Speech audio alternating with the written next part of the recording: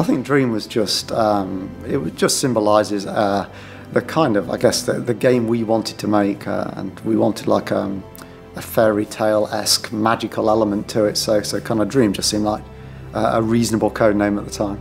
Dream was my first game, and it was on the Super NES, and it was a RPG. We thought we could take the graphic technology we developed for Donkey Kong and then kind of apply that to a different type of game. Being as we were kind of all fans of RPGs and adventure games, we thought, oh, could we create like that kind of game using the graphics you see in Donkey Kong? And it was supposed to be a step beyond Donkey Kong Country in terms of graphical fidelity. I have to say, it did look amazing at the time. It wasn't a side-scrolling game, it was kind of isometric in a way. You ran into the screen. I certainly remember playing lots of Japanese RPGs at the time. Some of the LucasArts point-and-click adventures, which I really liked as well, so we kind of thought we could kind of make a combination of those games and give it the rare flavour. You played Edson, a young lad with a sword. I did some troll characters, and they were kind of troll-like, green things. The main bad guys, which were the pirates, and they got this grand scheme. There was this rare material, I think it was called floaty. They got this kind of vision of building a pirate ship that could fly, so they thought they could kind of conquer the lands better if their pirate ship didn't have to bother going around on the sea. So they were going to kind of get all of this floaty by fair means or foul and actually create themselves a flying pirate ship. So it was a bit of a weird story. We had Dinger, which was his kind of pet dog that he finds at the beginning of the game. The kind of dog can do things the boy can't, like it kind of scampers off ahead and maybe goes like digging into kind of rabbit holes and then kind of comes out with objects that it's found down here. It had its own mind and it could do its own things, and it felt like the dog was going to have almost all the abilities, and the main character was like limited in comparison, so we wanted to kind of fold all the abilities back onto a single character. The last thing we had was a ginormous dinosaur that you only ever saw the foot. Then the camera would start to shake and you'd see leaves falling, and then that would be your warning that the dinosaur was coming past, and then this massive foot came slamming down and you had to avoid it. Shortly after that, we sort of upped and moved on to N64. We switched attention from kind of the old machine, which was on its way out, to kind of the new promising technology. That last Super NES cartridge became a thing of legend, so if anyone ever finds that, that'll be worth a few quid on eBay.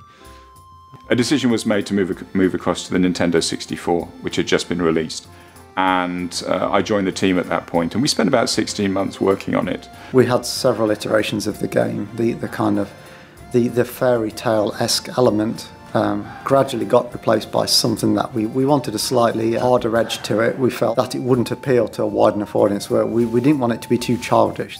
Wrote a lot of editors, put a lot of trees down, but we couldn't quite get a hook of a game.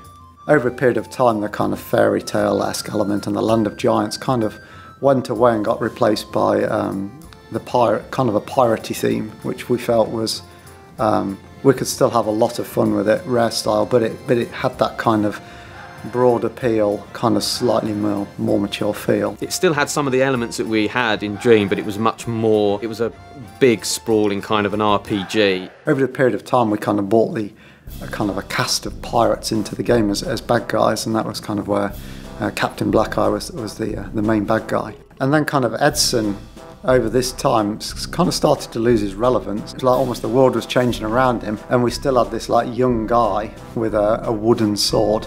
We started exploring alternatives to a boy. So there was a point at which Edson went from being Edson and he was replaced with Banjo. Initially we had a rabbit for some reason. I really have no idea why we picked a rabbit. But he could have been a rabbit. Should have been a rabbit. It just looked like a man in a suit. It would have been Bunny Kazooie or something.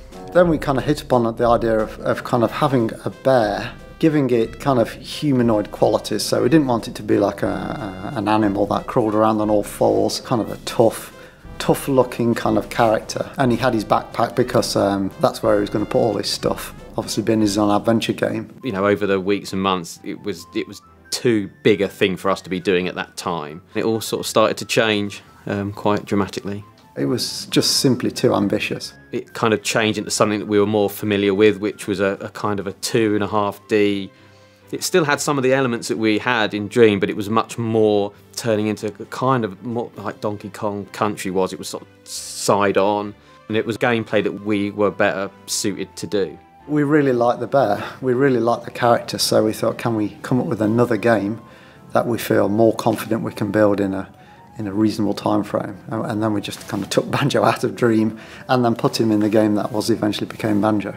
It was kind of side on, but you could move in and out again, so the path you were on kind of went in and out of the level. They've still got that very much linear, you start here and then you progress along the level in a kind of a straight, reasonably linear fashion. It's the connecting piece between the Donkey Kong games we'd done before and then the Banjo game we did after.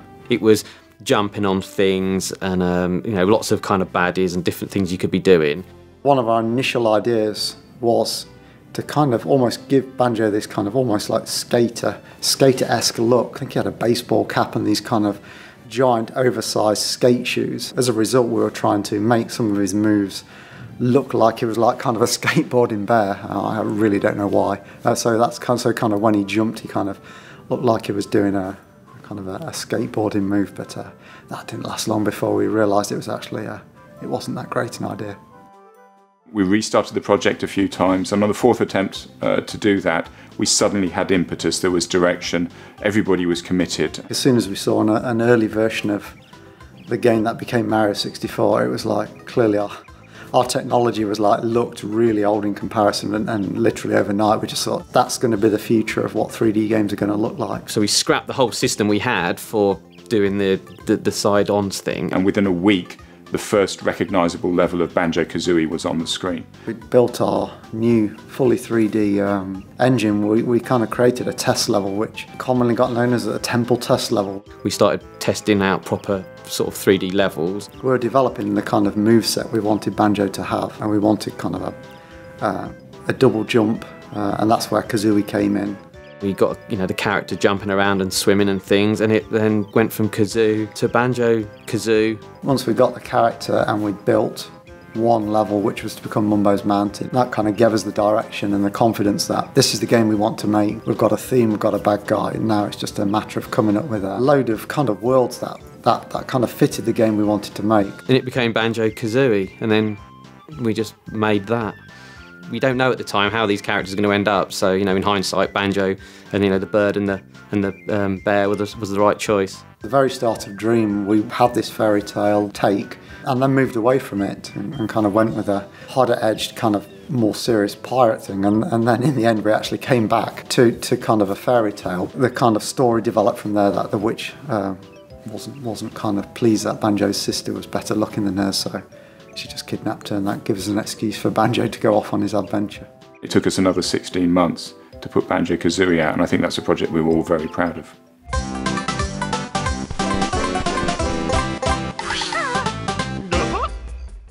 I guess it was fate really that Rare would eventually create a game that's all about pirates. The big difference is that the pirates in Sea of Thieves are the players. The piratey things that go on between players in this world will be a result of the actions of the players in the game, not kind of us creating these fixed and linear and kind of scripted pirate experiences. It'll be players instead running off with the gold and all of that kind of stuff.